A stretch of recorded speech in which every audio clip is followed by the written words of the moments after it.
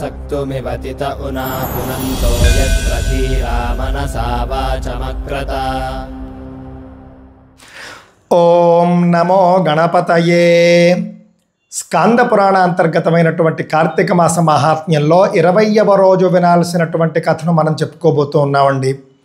ఓం శ్రీ గణేశాయ నమః. ఓం నమో బృహస్పతయే. ఓం నమస్తస్మై బ్రహ్మణే. ఓం విష్ణవే నమః. ఓం శ్రీమత్సుందరమీశానం శ్రీమత్సిద్ధి వినాయకం షణ్ముఖం స్కందమానందం బ్రహ్మాణం విష్ణుమాశ్రయే. యస్యాజ్ఞయా జగత్స్రష్టా విరించిః పాలకో హరిః సంహర్తా కాలరుద్రాఖ్యః నమస్తస్మై పినాకినే.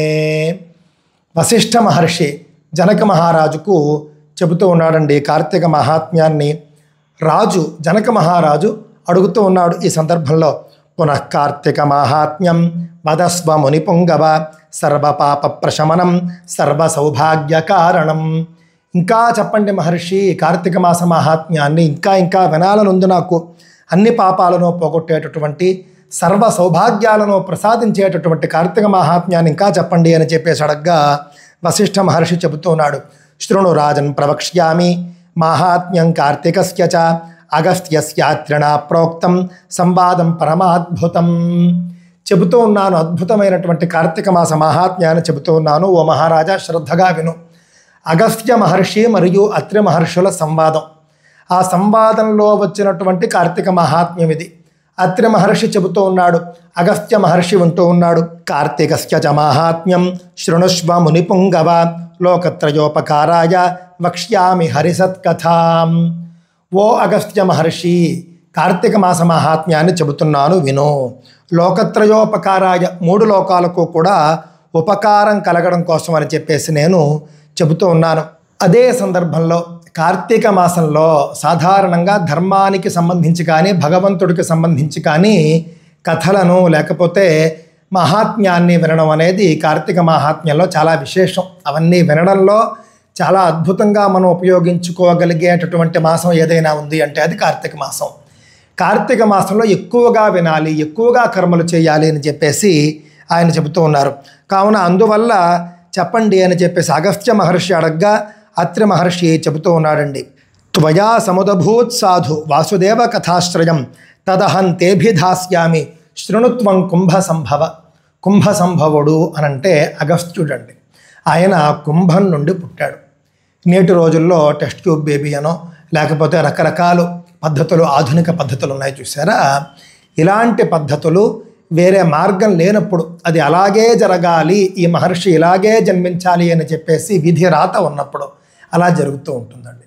అన్నీ బాగున్నప్పుడు చేసే విధానం కాదు, పూర్తి అసౌకర్యం ఇంకా సాధారణంగా జరిగే అవకాశం లేనప్పుడు రకరకాల ప్రత్యేకమైనటువంటి పరిస్థితుల్లో మాత్రమే నాటి రోజుల్లో ఈ విధానాలు ఉపయోగించేవారు. ఆ విధానంలో అగస్త్య మహర్షి జన్మించి కుంభ సంభవుడు అని పిలువబడ్డాడండి. న కార్తీక సమో మాసో న శాస్త్రం నిగమాత్పరం నారోగ్య సమముత్స్థానం న దేవ కేశవాత్పర. కార్తీక మాసానికి సమానమైనటువంటి మాసం ఇంకొకటి లేదు అని చెప్పేసి చెబుతూ, విష్ణువుకి సమానమైనటువంటి భగవంతుడు ఇంకొకడు లేడు అని చెప్పేసి చెబుతూ, కార్తీక మాసంలో స్నానము మరియు దీపదానము మరియు శివ పూజ లేకపోతే విష్ణు పూజ, ఈ 3 ముఖ్యమండి. కార్తీక మాసంలో పుణ్యస్నానం, దీపదానం, దేవపూజ, ఈ 3 ముఖ్యంగా చెబుతూ ఉన్నారు. తరువాత చెప్పినవి కూడా చేయవచ్చు, కానీ ఈ 3 ముఖ్యంగా పెట్టుకోమని. ఆ 3 కూడా కార్తీక మాసంలో ఎంతో విశేషమైనటువంటి ఫలాన్ని ఇస్తాయి. కార్తీక మాస వ్రతాన్ని ఆచరించి పురాతన కాలంలో పూర్వం ఒక ఆయన ఎంతో పుణ్యాన్ని సంపాదించాడు, పాపాలను పోగొట్టుకున్నాడు, ఉద్ధరింపబడ్డాడు అని చెప్పేసి పురంజనోపాఖ్యానము అని పేరు కలిగినటువంటి పురంజయోపాఖ్యానము అని కూడా అంటారు. పురంజయుని కథ చెబుతూ ఉన్నారండి. పూర్వకాలం కృతయుగంలో అయోధ్య నగరంలో చూసుకుంటే కనుక పురంజయ మహారాజు అని ఒక మహారాజు ఉండేవాడు. మొదట్లో ఆయన బాగానే ఉండేవాడు, ధర్మబద్ధంగా జీవించేవాడు, ధర్మబద్ధంగా పాలన చేసేవాడు, అన్నీ ధర్మంగానే ఉన్నాయి. అతను ఎంతో ధర్మంగా ఉండడం వల్ల అతనికి సకల సంపదలు, సకల సౌభాగ్యాలు, అన్ని శుభాలు చేకూరుతూ వచ్చాయండి. ఎప్పుడైతే ఈయనకు అన్నీ సంక్రమించాయో, ఏ లోటు లేదో, అప్పుడు ఇతనిలో అధర్మం అనేది ప్రవేశించి మెల్లగా ధర్మాన్ని వదిలిపెట్టి అధర్మం వైపుకు వెళ్ళడం మొదలెట్టాడండి.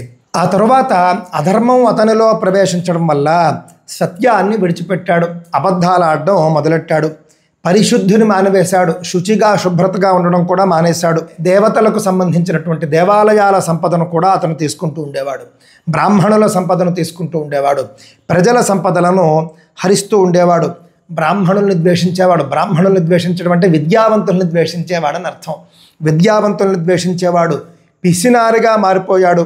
అదేవిధంగా కటిక తలంపులు కలిగి ఉండేవాడు, కుట్రలు కుతంత్రాలు ఈ విధంగా ఆలోచనలోకి వెళ్ళిపోతూ వచ్చాడు. బంగారం దొంగతనాలు చేసేటటువంటి వాళ్ళతో సఖ్యత ఏర్పరచుకున్నాడు, వాళ్ళతో కలిసి వాళ్ళతో దొంగతనాలు చేయిస్తూ ఉండేవాడు. దొంగతనాలు చేయిస్తూ ఇతని ధనాగారంలోకి వాటినంతటినీ కూడా చేర్చుకుంటూ ఉండేవాడు, వాళ్ళకు కొంత కమిషన్ ఇస్తూ ఉండేవాడు. ఈ విధంగా పురంజన మహారాజు అధర్మవర్తనుడై ఏ విధంగా అయితే ధర్మానికి దూరం అయిపోయాడో అప్పుడు కొంతమంది సామంతరాజులందరూ కలిసి అతనిని చుట్టుముట్టి అతనిని మట్టు పెట్టాలి అని చెప్పేసి అందరూ పథకం రచించారండి. చూడండి, పూర్వకాలం మీకు ఎలా ఉండేదంటేనండి, రాజుల మధ్య యుద్ధాలు ఏ రాజైనా ధర్మ మార్గాన్ని విడిచిపెట్టి అధర్మ మార్గంలోకి వెళుతున్నాడు అనంటే అతని మీదకు యుద్ధం వెళ్ళేవాళ్ళు తోటి రాజులందరూ కూడా, అధర్మాన్ని నాశనం చేయడం కోసం, ధర్మాన్ని రక్షించడం కోసం. అంతేకాని ఆ రాజును సంహరించేసి ఆ రాజు సంపదలంతా కూడా హరించడం కోసం ఎప్పుడూ యుద్ధాలకి వెళ్ళేవాళ్ళు కాదు. రాముడు చూడండి, రావణాసురుడి మీదకు యుద్ధానికి ఎందుకు వెళ్ళాడు? రావణాసురుడు అధర్మవర్తనుడు, అధర్మాలు చేశాడు. కావున అధర్మాన్ని నాశనం చేసి ధర్మాన్ని సంరక్షించడం కోసం యుద్ధానికి వెళ్ళాడు రావణాసురుడి మీద. ఆ విధంగా జయించాడు. ఆ తర్వాత ఆయన చేసినటువంటి యుద్ధాలు చాలా తక్కువ. రాక్షసుల్ని అధర్మ చక్రవర్తుల్ని మాత్రమే సంహరించడానికి యుద్ధాలు చేసేవాడు తప్ప రాజ్యకాంక్ష, రాజ్య విస్తరణ కాంక్షతో ఎప్పుడూ కూడా రాముడు యుద్ధం చేయలేదండి.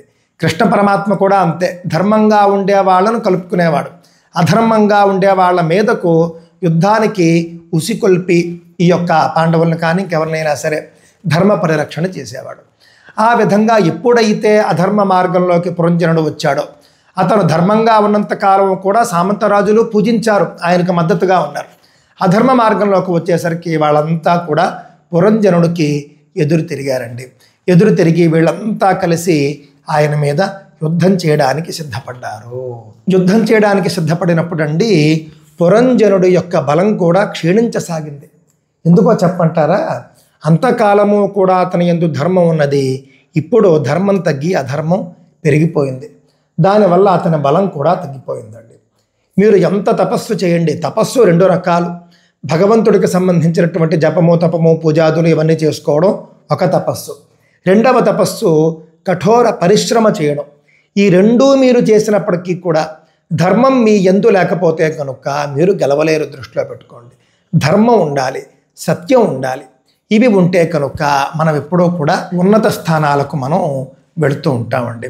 కఠోర పరిశ్రమ చేసి ధర్మం లేకపోతే గెలవలేము. కఠోర పరిశ్రమ చేసి భగవంతుడిని ఆశ్రయించకపోతే, పుణ్యం లేకపోతే గెలవలేము. కావున మన జీవనంలో ఉండవలసింది కఠోర పరిశ్రమ, కఠోరమైనటువంటి దేవ పూజాది తపస్సు, దాంతోపాటుగా సమానంగా ధర్మం. ఈ మూడు ఉంటే కనుక మనం అన్నింటా గెలవగలుగుతాం. ఈయనలో ఎప్పుడైతే ధర్మం లోపించిందో వాళ్ళంతా ఒకటయ్యారు. వాళ్ళంతా ఒకటై పురంజనుడిని రాజ్యభ్రష్టుణ్ణి చేయాలి, ధర్మస్థాపన చేయాలి అని చెప్పేసి కోరుకున్నారండి. కాంభోజ దేశరాజు అయినటువంటి ఒక రాజుతో కలిసి ఆ రాజును ముందు పెట్టుకుని సామంత రాజులందరూ కూడా పురంజనుడిపైకి దండెత్తారు. తేనె పట్టు చుట్టూ ఏ విధంగా అయితే తేనెటీగలు ఉంటాయో అదే విధంగా కాంభోజ రాజ అధ్యక్షతన వచ్చినటువంటి సామంతరాజుల సైన్యం పూర్తిగా పురంజనుడి యొక్క రాజధాని అయిన అయోధ్యను చుట్టుముట్టారండి. పురంజనుడు వద్ద ఉన్నటువంటి గొప్ప రథం, గొప్ప ఆయుధాలు, గొప్ప అస్త్రశస్త్రాలు అవన్నీ పట్టుకుని ఆయన కూడా యుద్ధానికి బయలుదేరాడండి. ఈ సందర్భంలో ఎప్పుడూ కూడా ధర్మాన్ని వదలకూడదు, దైవ బలాన్ని వదలకూడదు, కఠోర పరిశ్రమను వదలకూడదు అని చెప్పేసి మనకు అర్థమవుతూ ఉన్నది. ఇందాక చెప్పినటువంటి దాంట్లో కార్తీక సమోమాస అని చెప్పినప్పుడు, నదేవ కేశవాత్పర అని చెప్పినప్పుడు మరొక అంశం కూడా దాంట్లో నేను చెప్పడం మర్చిపోయానండి. ఆరోగ్యాన్ని మించినటువంటి సుఖం లేదు అనే మాట ఉంటుంది అక్కడ. ఆరోగ్యాన్ని మించినటువంటి పదవి లేదు అనే మాట ఉంటుంది అక్కడ. నారోగ్య సమముత్స్థానం, ఉత్స్థానము అంటే పదవి. ఆరోగ్య సమముత్స్థానం, ఆరోగ్యాన్ని మించినటువంటి ఒక పదవి, ఉన్నతమైనటువంటి స్థానం మనకు లేదు. దీన్ని మనం కొంచెం సూక్ష్మంగా అర్థం చేసుకోవాలి. చాలామంది ఆరోగ్యాన్ని కూడా పణంగా పెట్టి ఉద్యోగాల్లో అతి కష్టపడిపోతూ ఉంటారు. రాత్రి డ్యూటీలు చేసేస్తూ ఉంటారు. చాలామంది పగలంతా పడుకుంటూ ఉంటారు. వాళ్ళంతా కూడా ఆరోగ్యాన్ని పోగొట్టుకునే రోగాలను తెచ్చుకుంటూ సంపాదించేసుకుంటూ ఉంటారు. డబ్బుంటే చాలు, ఇంకేం అక్కర్లేదు, డబ్బు సంపాదించడమే ధ్యేయం, డబ్బు సంపాదించడమే ధ్యేయం అని చెప్పేసి ఆరోగ్యాన్ని వదిలే రోగాలను కొని తెచ్చుకుంటూ ఉంటారు. డబ్బుంటే పదవులు వస్తాయి, డబ్బుంటే గౌరవం వస్తుంది అనుకుంటూ ఉంటారు. కాదు కాదు, ఆరోగ్యమే ముఖ్యము. ఆరోగ్యాన్ని మించినటువంటి పదవి లేదు. కావున దేనికోసము కూడా మీరు ఆరోగ్యాన్ని పణంగా పెట్టకండి అని చెప్పేసి ఇక్కడ కార్తీక మహాత్మ్యంలో అర్థమవుతున్నది.